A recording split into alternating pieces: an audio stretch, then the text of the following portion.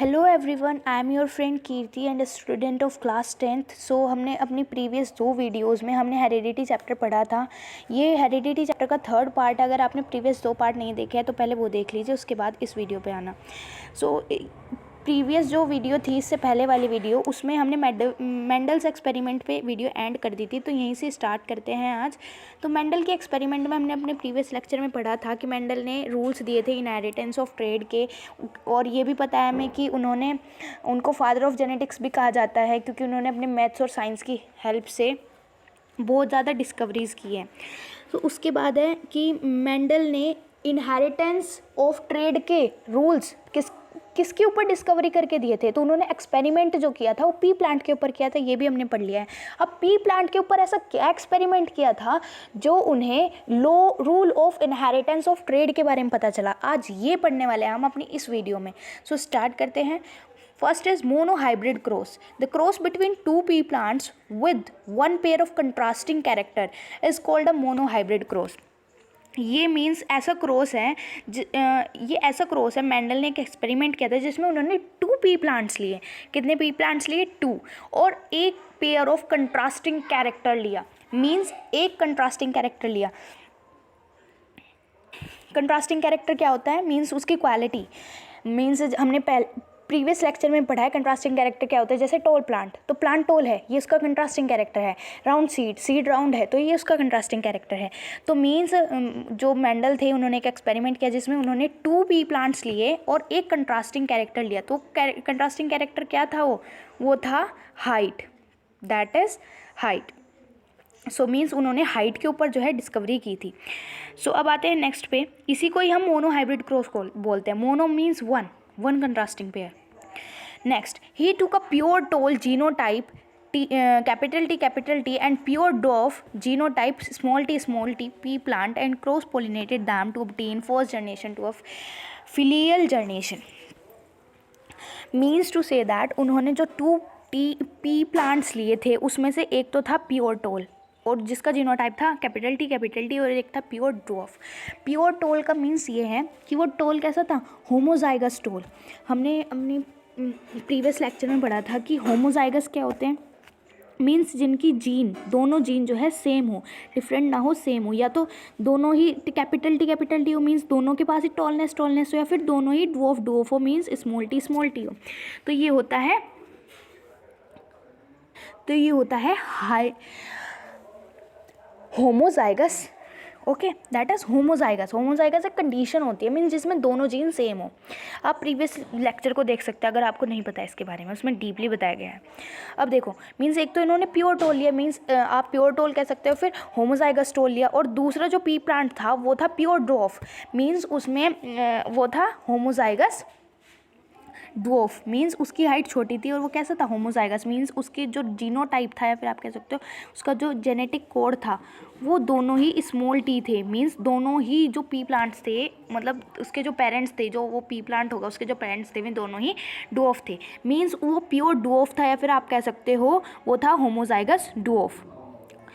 तो उन्होंने फिर क्या किया? देखो एक बार इसको रिकॉल करते हैं। मेंडल ने एक एक्सपेरिमेंट किया जिसमें उन्होंने 2 पी प्लांट्स लिए, एक कंट्रास्टिंग कैरेक्टर को लेके। तो जो पहला पी प्लांट था उसका जेनेटिक कोड क्या था? कैपिटल टी, और जो दूसरा पी प्लांट था उसका जेनेटिक कोड था स्मॉल टी, राइट। फिर उन्होंने क्या किया? उन्होंने उनको क्रॉस पोलिनेटेड किया। मीन्स उनके बीच में जो है क्रॉस पोलिनेशन कराया उनके बीच में, और फिर क्रॉस पोलिनेशन कराने के बाद उन्हें मिला, क्या मिला?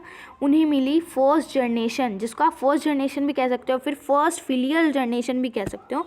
वैसे तो हम इसकी शॉर्ट टर्म यूज़ करते हैं, that is F1 generation. First generation को कहते हैं F1 generation and second generation को कहते हैं F2 जनरेशन। अब देखो, जब उन्होंने इन दोनों पी प्लांट्स के बीच में क्रॉस पोलिनेशन कराया, तो उन्होंने कहा कि उन्हें मिला जो ऑफस्प्रिंग, जितने भी ऑफस्प्रिंग फॉर्म हुए ना, वो सब टोल प्लांट्स फॉर्म हुए। तो अब हमें यही पढ़ना है कि सारे टोल ही क्यों फॉर्म हुए। मतलब हमें इन दोनों के बीच में क्रॉस पोलिनेशन करा के देखना है कि जितने भी ऑफस्प्रिंग फॉर्म होंगे क्या वो टोल ही फॉर्म होंगे, और टोल फॉर्म होंगे ये तो हमें पता है, पर कैसे, ये हम पढ़ने वाले हैं। तो चलिए इसको क्लियरली समझते हैं।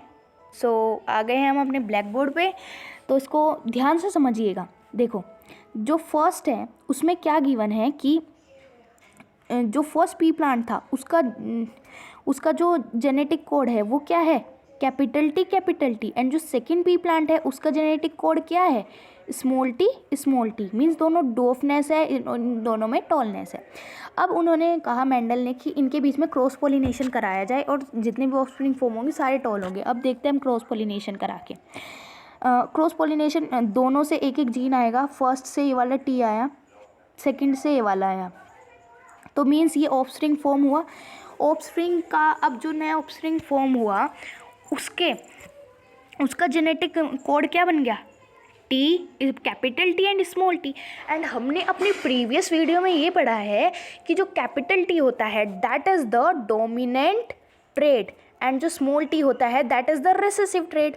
और डोमिनेंट और रिसेसिव ट्रेट के बारे में भी हमने पढ़ा था कि डोमिनेंट ट्रेट कौन से ट्रेट होते हैं, जो एक्सप्रेस हो सके, मीन्स जो दिखाई देते हैं। अब हमें पता है कि जो कैपिटल टी है मीन्स टॉलनेस है, वो एक डोमिनेंट ट्रेट है, मीन्स दिखाई तो वो ही देगा ना। तो ऑफस्प्रिंग फॉर्म हुआ जिसका जेनेटिक में कोड क्या है, capital T and small T. तो उसकी जो फिनोटाइप होगा, फिनोटाइप मीन्स ये भी हमने पढ़ा है, फिनोटाइप मीन्स उसकी अपीयरेंस, वो दिखेगा कैसा, टॉल। तो देखो आप ऐसे भी यहाँ से देख सकते हो कि जब हमने कैपिटल टी और स्मॉल टी पे क्रॉस पोलिनेशन कराया, जो उसका फर्स्ट ऑफस्प्रिंग फॉर्म हुआ वो कैसा फॉर्म हुआ, टॉल। मीन्स उसका फिनोटाइप है टॉल एंड उसका जीनोटाइप है capital T and small T. अब देखो प्रोबेबिलिटी होती है, जैसे प्रोबेबिलिटी चैप्टर आपने पढ़ा होगा ना, तो उससे आप बहुत हेल्प होने वाली है। मैथ्स में प्रोबेबिलिटी चैप्टर है ना, एक तो प्रोबेबिलिटी है कि एक टी वाला बन जाए और एक छोटे वाला टी आ जाए। नेक्स्ट सपोज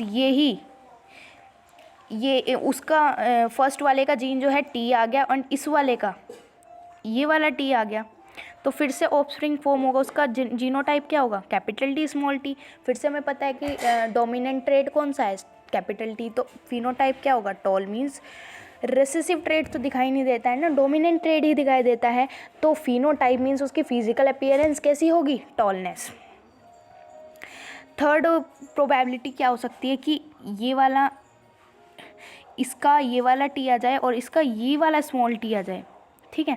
फिर से वही कंडीशन होगी, capital T small T and फिर से डोमिनेंट ट्रेड है कैपिटल टी, तो फिर से जो फिनोटाइप होगा वो होगा टॉल। मींस प्लांट जो होगा ऑफस्प्रिंग फॉर्म हुआ टॉल।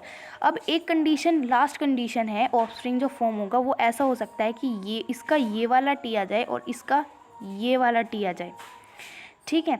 ये कंडीशन हो सकती है। इसमें भी कैपिटल टी स्मॉल टी, फिर से जो कैपिटल टी है वो डोमिनेंट ट्रेड है, तो ऑफस्प्रिंग जो फॉर्म होगा वो कैसा होगा, मतलब उसका फिनोटाइप, मतलब उसकी फिजिकल अपीयरेंस कैसी होगी, टॉलनेस। तो यहाँ से हमें पता चलता है कि अगर हम दो पी प्लांट लेते हैं जिसमें से पहले का जेनेटिक कोड या फिर जीनोटाइप के capital T and capital T है, मीन्स वो प्योर टॉल है, एंड दूसरा प्योर डॉफ है, तो उससे 4 ऑफस्प्रिंग फॉर्म होंगे और चारों के चारों का फिनोटाइप मीन्स फिजिकल अपीयरेंस में वो कैसे होंगे, टॉल होंगे। तो यहाँ से हमारा ये वाला कंसेप्ट ख़त्म होता है and I think it's clear to you.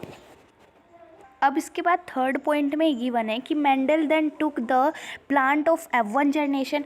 फिर पहले तो उन्होंने क्या किया था, कैपिटल टी और स्मॉल टी में क्रॉस पॉलिनेशन कराया, तो उसमें 4 ऑफस्प्रिंग फॉर्म हुए थे और चारों के चारों कैसे थे, उनका फिनोटाइप कैसा था, टॉलनेस, और उनके जीनोटाइप कैसे थे सबके, 1 tall 1 short, 1 tall 1 short, 1 tall 1 short and 1 tall 1 short.